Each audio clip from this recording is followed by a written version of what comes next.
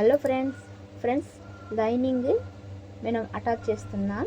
బ్లౌజ్కైనా డ్రెస్కైనా lining ఎలా attach చేయాలి, పర్ఫెక్ట్గా మనం అటాచ్ చేసుకోవాలి. ఇదే మనకు ఫస్ట్ పాయింట్. టైలరింగ్ బిగినర్స్ అయితే నేర్చుకుంటున్నారా? ఒకవేళ నేను నేర్చుకునే వాళ్ళైతే ఈ వీడియో మాత్రం ఫుల్గా అయితే చూడండి, స్కిప్ కాకుండా చూడండి. నేను ఒక చిన్న పాయింట్స్ చెప్తా ఉంటాను. అవి మీరు మాత్రం గుర్తుపెట్టుకోవాలా. మధ్యలో మీరు స్కిప్ చేస్తే మాత్రం స్కిప్ అయిపోతాయి. ఓకేనా? ముందుగా నేనైతే వన్ సైడ్ అయితే ఇలా లైనింగ్ అటాచ్ చేసేస్తున్నాను. ఇలా మనం లైనింగ్ అటాచ్ చేసేసాక ఇప్పుడు సెకండ్ పార్ట్ అయితే ఇలా తిప్పుకోవాలా.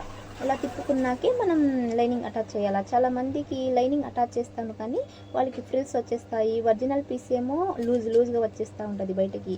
అదే మెయిన్ లోపల ఉంటుంది చూడండి లైనింగ్ పీస్, అది ఏమో బాడీకి అతుక్కున్నట్టు ఉంటుంది. అది బ్లౌజ్లో కూడా అలాగే వస్తున్నాయి, డ్రెస్లలో కూడా అలాగే వస్తాయి. అలా రాకుండా ఉండాలంటే మనం ఇప్పుడు నేను తిప్పాను కదా, ఈ సైడ్ అయితే నేను స్టిచ్చింగ్ చేసాను. ఈ సైడ్ తిప్పుకొని మనం పర్ఫెక్ట్గా చూడండి ఎంత ఫ్లాట్గా వచ్చిందో. ఇలా అయితే మనం స్టిచ్చింగ్ చేసుకోవాలండి. ఇలా కంప్లీట్గా అయితే నేను స్టిచ్చింగ్ చేసేసాను. ఇక్కడైతే నేను కట్ చేసేస్తున్నాను. ఎక్స్ట్రా క్లాత్ వచ్చేసింది కదండి, ఈ ఎక్స్ట్రా క్లాత్ అంతా కటింగ్ చేసేస్తున్నాను.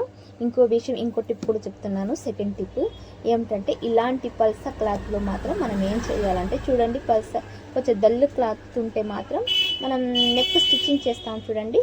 నెక్ స్టిచ్చింగ్ చేసేటప్పుడు తిప్పేస్తాం బ్యాక్ సైడ్కి.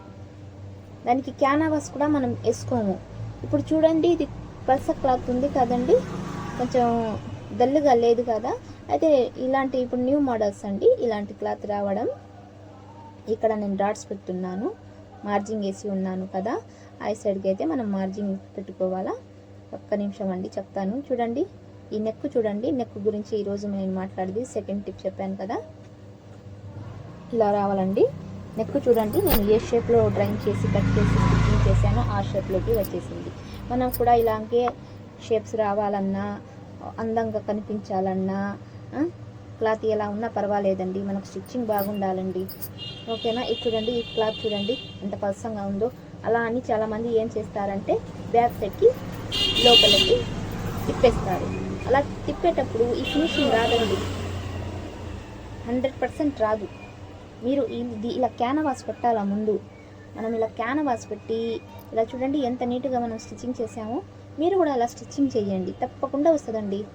బ్యాక్ ఎంత అందంగా ఉందో ఫ్రంట్ కూడా అంతే అందంగా ఉంది. చూడండి ఫ్రెండ్స్, ఓకేనా? మన ఛానల్స్కి ముందు మన లైక్ చేసుకోండి, సబ్స్క్రైబర్ చేసుకోండి. ఓకే ఫ్రెండ్స్, ఇంకో వీడియోలో కలుద్దాం. మరెన్నో వీడియోస్ పెడతా ఉంటాను, చూస్తూ ఉండండి. ఫాలో మాత్రం చెయ్యండి, సబ్స్క్రైబర్ చెయ్యండి.